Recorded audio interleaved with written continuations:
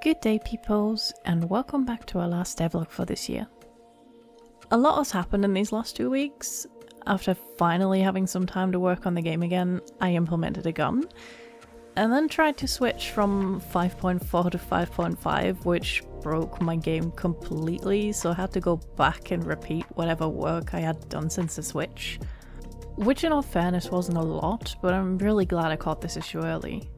To be honest, I really just wanted to try megalites, which we will talk about in a minute. So I'm hoping they fix this problem because 5.5 seemed to fix a few other things that have been bothering me for a while. Like imported skeletons and animations being messed up, even though they come from the exact same Blender file, which has been an issue for years at this point.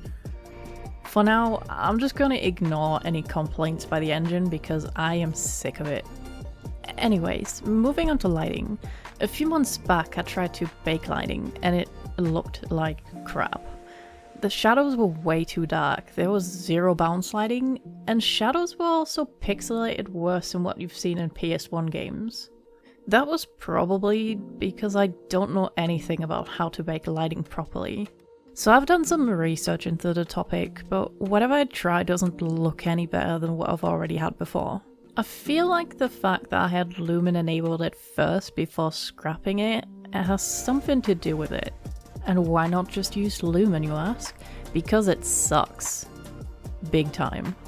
Don't get me wrong, it's nice for very lit rooms and exterior scenes, but for a mostly dark horror game like mine, it's just not the right fit.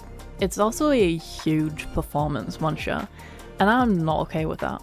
I want this game to run on any potato PC at a minimum of 30 FPS. Putting that whole theme aside, let's have a look at the technical progress. Like I said before, I managed to add a weapon. Of course I modeled it myself, and apart from getting the animations to line up, it was actually much easier than I thought it would be. But let's start at the beginning. For this to work, I had to slightly rework the weapon wheel since I didn't plan for a pistol slot. So this is what it looks like now. Obviously we needed new animations to go with this, and this by far took me the longest. But I think the result is better than I could have hoped for. Just yesterday, I also added the reloading animation and sound, as well as the magazine capacity, which was a lot of very confusing math, but it works. Obviously I had to make the VFX for the weapon fire as well. And after a few tutorials and a lot of tinkering, I ended up with this effect. Not very detailed, but it fits well into the rest of the environment. What really tied everything together though was the sound.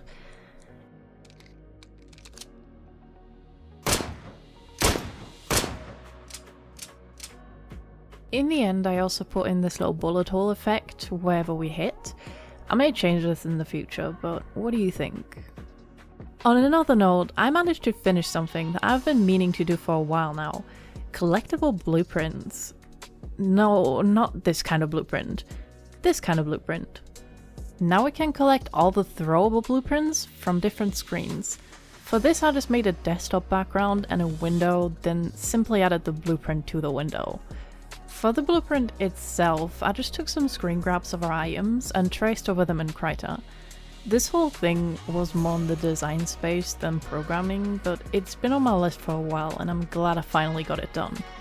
Alongside this, I also added another container, which is this little box. And do you remember the mechanic where we spawn items we can't pick up because our inventory is full? Well, for this box, we actually spawn the items inside, which I thought was a cute detail to add.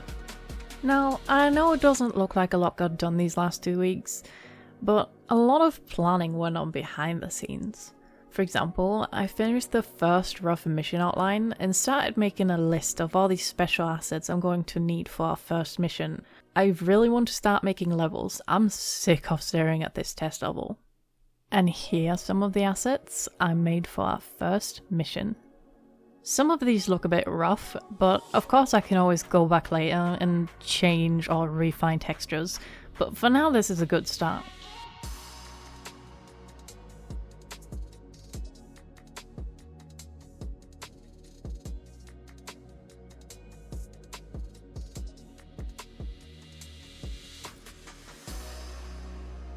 Anyways, I hope you guys had fun watching this video. If you did, I'd really appreciate a comment or a like.